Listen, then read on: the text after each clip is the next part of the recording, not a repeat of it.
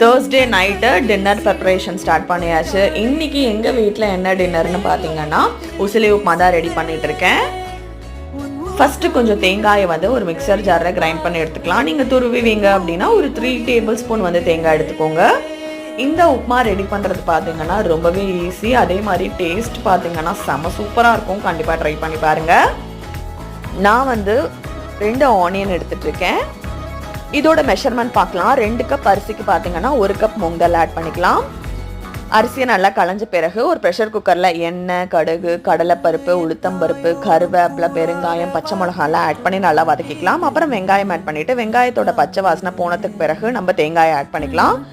இந்த உப்மாக்கு காரம் கொடுக்க போகிறதே பார்த்தீங்கன்னா பச்சை மிளகா மட்டும்தான். அப்புறம் அரிசி, பருப்பு 2 ஆட் பண்ணிவிட்டு நான் இன்னைக்கு பார்த்தீங்கன்னா 1 கப்புக்கு 2 கப் வந்து வாட்டர் ஆட் பண்ணியிருக்கேன். தேவையான உப்பு ஆட் பண்ணிட்டு 3 விசிலுக்கு ப்ரெஷர் குக் பண்ணிக்கலாம்.